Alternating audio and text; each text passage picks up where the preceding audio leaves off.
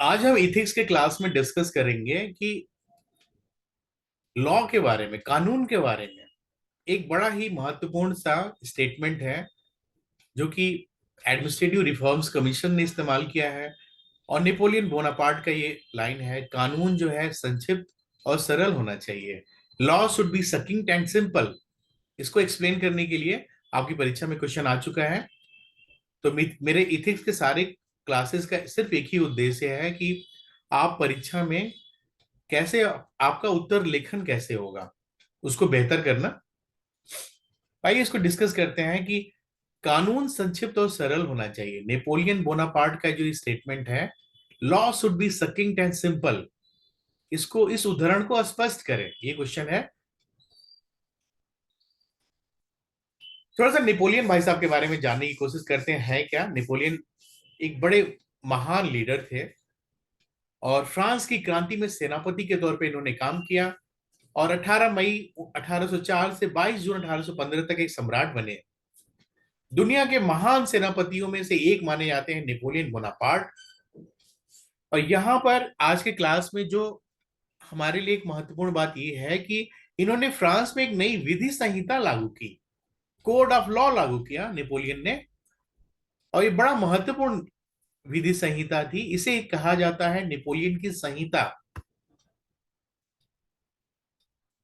Question क्या आया हुआ है, कानून इतना संक्षिप्त होना चाहिए कि इसे कोर्ट की जेब में रखा जा सके, और यह इतना सरल हो कि इसे एक किसान भी समझ सके, विचार विमर्श करें। Law should be so sucking that it can be carried in the pocket of the court, and it should be so simple that it can be understood by a peasant. Discuss. क्या मतलब है इसका? जो आपका कानून हो इतना simple हो कि आपके कोर्ट की जेब में भी आ जाए, ज्यादा जटिल ना हो, इतना सरल हो और इतना सिंपल हो कि एक साधारण किसान भी इसको समझ सके, एक लेमैन भी इसको समझ सके। ये कहा जा रहा है इस कोर्ट में।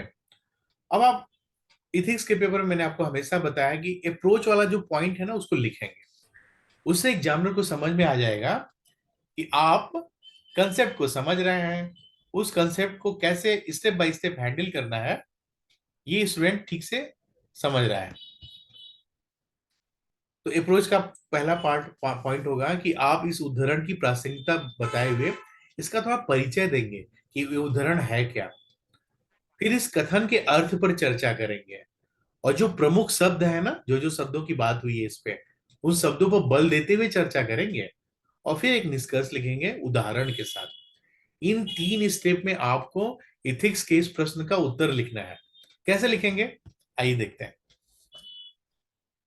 फर्स्ट पैरा होगा, दिए गए कथन को नेपोलियन द्वारा उद्धृत किया गया था, जिसका उल्लेख शासन में नैतिकता पर दूसरी एआरसी रिपोर्ट में मिलता है।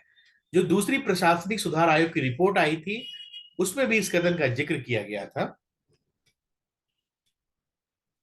प्रशासनिक सुधार आयोग क्या है?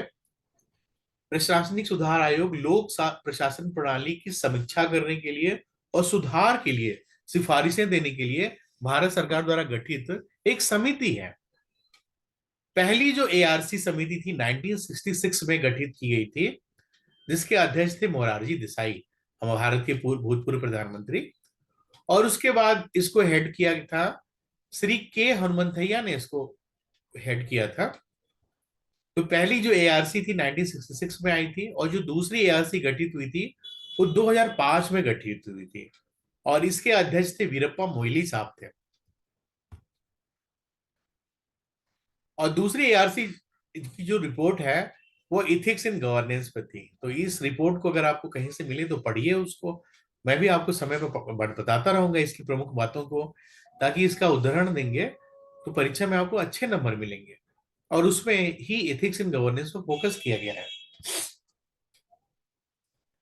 यह कथन इस बात पर केंद्रित है कि कानून को संक्षिप्त और सारगर्भित होना चाहिए, ताकि आम आदमी इसे बहुत अच्छी तरह से समझ सके। इसके अलावा कानून को जटिलताओं से दूर होना चाहिए, ताकि पिरामिड का जो सबसे निचला पायदान है, आप देखिए हमारा जो समाज है, सामाजिक स्तरीकरण विभिन्न स्तरों में बटा हुआ है।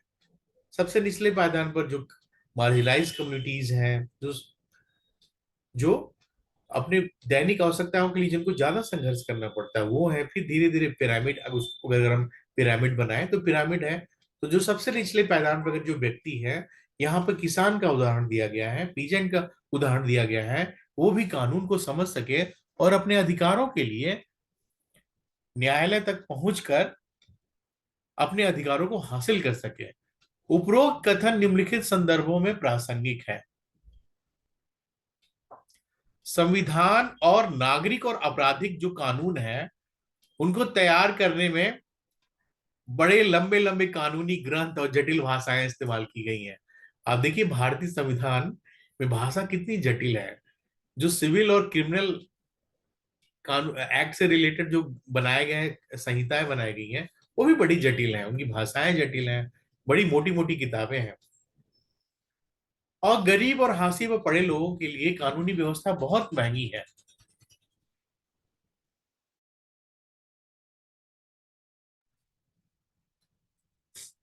और शायद इसीलिए इसे कहा जाता है कि ये जो सिस्टम है, वो वकीलों का स्वर्ग है। कानून और नीतियों की जटिल न्यायिक व्याख्याएं की गई हैं। उनकी व्याख्या सरल नहीं है, बहुत ही जटिल है, लेंदी है, मुश्किल है। आसानी से एक लेमैन व्यक्ति, जिसे कानून की समझ ना हो, जिसे संविधान की समझ ना हो, वो आसानी से नहीं समझ सकता। ये पहली समस्या। दूसरी क्या समस्या है? ये जो जटिलता है बड़ी गोपनीय रखी जाती है। तो जब गोपनीय रखी जाती है तो एक सामान्य व्यक्ति, एक व्यक्ति जो कमजोर आय वर्ग से है, वो अपने अधिकारों को हासिल करने के लिए इन तक पहुंच नहीं पाता है, इनका सहारा नहीं ले पाता। इसके अलावा एक और बड़ी समस्या है कि बहुत सारे कानून हैं जो अप्रचलित हो गए हैं, वो बहुत पुराने हैं, बहुत पुराने हैं, और उनका अस्तित्व आज भी बना हुआ है। तो ये जो तीन प्रमुख समस्याएं हैं, इनसे आप कैसे निपटेंगे? तीन प्रमुख समस्याएं: जटिल कानून, गोपनीय कानून जिसका शिकार सामान्य व्यक्ति होता है, और जो कानून अप्रचलित हो गए हैं, जो इस समय जिनका मतलब नहीं है, जिनका अर्थ नहीं है, उनके अस्तित्व में अभी भी बने हुए हैं। तो फिर क्या करें? आप जटिल कानूनों की पहचान करें। वर्तमान संदर्भ में कानूनों को संक्षिप्त और सरल बनाने के लिए उन विधियों और विनियमों की पहचान की जानी चाहिए जो अब उपयोगी नहीं रह गए हैं। और जब उपयोगी नहीं है तो फिर उनकी वजह से बेवजह हमारी जो जुडिशियल प्रोसेस है, न्यायिक प्रक्रिया है, उसमें देरी होती है, न्याय में बाधा होती है। और इससे जो गरीब व्यक्ति है, जो दिहाड़ी कर्मचारी है, दिहाड़ी मजदूर भाई है, वो वो हैरेस होता है, वो उत्पीड़ित होता है। और ये जो कानून जिनका उद्देश्य लोगों की मदद करना, लोगों को सशक्त करना था, बजाय उसके वो इनका उत्पीड़न का स्रोत बन जाते हैं। तो ऐसे जटिल कानूनों की पहचान की जाए। और फिर क्या किया जाए? एक बहुत महत्वपूर्ण क्लाज है, आपके स्क्रीन पर लिखा गया है, सनसेट एंड रिव्यू क्लॉज। ये क्या है? Sunset and review clause corporate sector में इसका इस्तेमाल किया जाता है कि कुछ एमओयू साइन किए जाते हैं, समझौता पत्र। तो कहते हैं कि जैसे ये काम खत्म होगा, मतलब सूर्यास्त जैसे होगा, इसका अस्तित्व खत्म हो जाएगा। इसका यही मतलब होता है। और जो चीजें पुरानी हो जाएंगी, जो क्लॉज पुराने हो जाएंगे, उनको रिव्यू किया जाएगा। तो यही सनसेट और रिव्यू क्लॉज है। तो हम यहाँ पे लिखेंगे कि सनसेट और रिव्यू क्लॉज का भी इस्तेमाल हम अपने कानूनों के उपयोग में, उनके समीक्षा में करेंगे, ताकि जो कानून अप्रचलित हो गए हैं, अप्रासंगिक रह गए हैं, उनको रद्द करें, उनको खत्म करें। और उनको रद्द करने की जो प्रक्रिया होगी, सरल होनी चाहिए। ऐसा नहीं कि वो भी जटिल हो, जटिल कानून को खत्म करने के लिए जटिल प्रक्रिया नहीं, सरल प्रक्रिया हो। तो आप एक आईएएस ऑफिसर के रूप में ये जो चुनौतियां हैं, उनसे निपटने के लिए इस तरह के सुझाव देंगे। तो जो सनसेट क्लास है वो यही कहता है कि जो सर्टेन लॉ, जो प्रोविजंस खत्म हो गए हैं या एक समय के बाद खत्म हो जाएंगे, उनको वही खत्म कर दिया जाएगा। वो सूर्यास्त के साथ ही उनका अस्तित्व खत्म हो जाएगा। एक सिविल सेवक और देश के कानून का पालन करने वाले नागरिक के रूप में प्रत्येक नागरिक का कर्तव्य है कि वो सरल कानूनी प्रक्रियाओं और विधानों के उद्देश्य में मदद करे। दूसरा, चूंकि आप सिविल सेवक बनने जा रहे हैं और कानून का पालन आप लोगों से आप उम्मीद करते हैं कि जो नागरिक हैं कानून का पालन करें, तो फिर आपका कर्तव्य है कि जो कानूनी प्रक्रियाएं हैं उनको सरल बनाएं। और हमारे जो कानून का उद्देश्य है कि आखिर के न्याय लोगों तक पहुंचे, लोगों के द्वार तक पहुंचे, उस उद्देश्य में हम सफल हों। इसके अलावा दूसरा पॉइंट क्या लिखेंगे? मुफ्त कानूनी सहायता उपलब्ध कराकर गरीबों की सहायता करेंगे। सरकार ने विभिन्न तरह के इस समय नियम बनाए हुए हैं, और डिजिटल इंडिया कार्यक्रम के तहत, टेली लॉ के तहत आपने देखा होगा कि गांव में लोगों को उनके घर के पास मुफ्त या बहुत ही कम पैसे में कानूनी सहायताएं उपलब्ध की जा रही हैं, ताकि लोग अपने विभिन्न मुद्दों को हल करने में आसानी से उनको मदद मिले। फिर तीसरा पॉइंट क्या लिखेंगे? आपका जो अनुच्छेद 39A है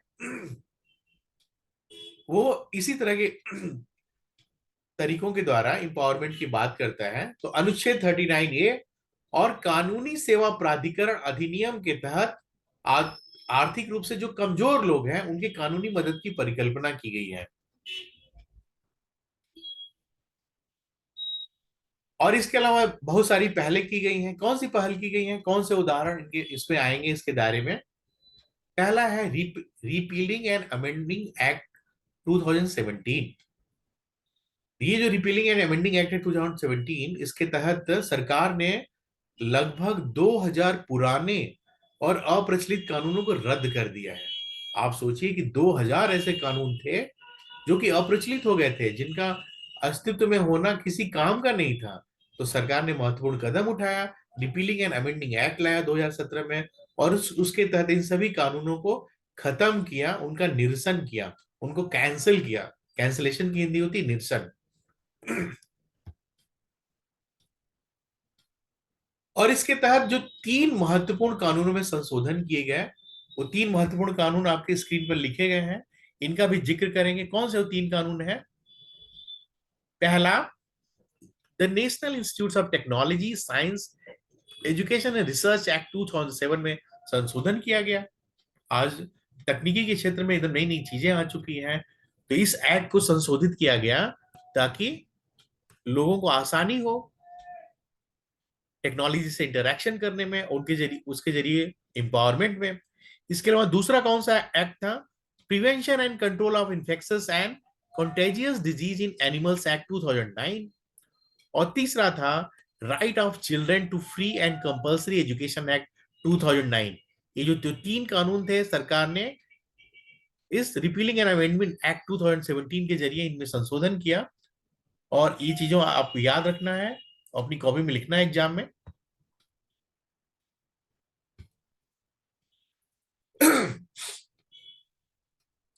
विभिन्न प्रकार के जो नागरिक समाज हैं, जो सिविल सोसाइटी हैं, वह आदिवासियों और गरीबों के बीच जाकर कानून संबंधी जागरूकता पैदा कर रहे हैं। और इसका सबसे महत्वपूर्ण उदाहरण है छत्तीसगढ़ में। आदिवासियों के अधिकारों के लिए कुछ सिविल सोसाइटी काम कर रहे हैं। वहां ट्राइबल्स के बीच जाकर उनके बीच जागरूकता फैलाते हैं, ताकि लोग एम्पावर हो, अपने अधिकारों को पहचाने और उनसे जुड़ी हुई समस्याओं के लिए सीधे कोर्ट के द्वार तक पहुंच सकें। इसके अलावा क्या सरकार ने किया है सिस्टम में? Single window clearance mechanism. Single window हो, किसी समस्या को हल के लिए एक ही विंडो हो, एक ही रास्ता हो। ऐसा नहीं कि अलग अलग ढेर सारे लॉज या पॉइंट्स बना दिए जाएं जहां पर लोगों का समय बहुत सारा नुकसान हो। तो इससे क्या हुआ? समाज का जो आखिरी तबका है उस तक न्याय की पहुंच हुई है, और सेवाओं में तेजी आई है, और जटिल प्रक्रियाएं आसान हुई हैं। किसने आसान किया है? Single window clearance mechanism. फिर क्या सरकार ने किया है? सरकार ने कानूनी सेवा प्राधिकरण अधिनियम 1987 के तहत नालसा स्थापित किया है। नालसा एक महत्वपूर्ण कदम है, ताकि कानून तक लोगों की पहुंच हो, वो लोग अपनी समस्याओं को हल कर सकें। तो उसके लिए जरूरी है कि चीजों को समझें। तो नालसा ने क्या किया है, नालसा के तीन महत्वपूर्ण उद्देश्य हैं। इसके जरिए कानूनों में सुधार किया जा रहा है, समाज के कमजोर वर्गों को मुफ्त कानूनी सेवाएं प्रदान की जा रही हैं, और विवादों के सौहार्दपूर्ण समाधान के लिए लोक अदालतों का गठन किया जा रहा है। ये तीन महत्वपूर्ण चीजें हैं जो नालसा के जरिए सरकार कर रही है। ये तीनों पॉइंट अपनी कॉपी में आप लिखेंगे एग्जाम में। फिर क्या किया जा रहा है, प्रभावी और त्वरित न्याय के लिए महिला अदालत ई कोर्ट स्थापित किए गए हैं। और फिर इसके बाद आप निष्कर्ष लिखेंगे कि एक राष्ट्र को संक्षिप्त और सरल कानून के लिए प्रयास करना चाहिए जो लोगों को आसानी से समझ में आ सके। यह भी ध्यान दिया जाना चाहिए कानूनों का मसौदा मौजूदा कानूनों और न्याय शास्त्र के सिद्धांतों के अनुरूप हो, भारतीय संविधान के अनुरूप हो,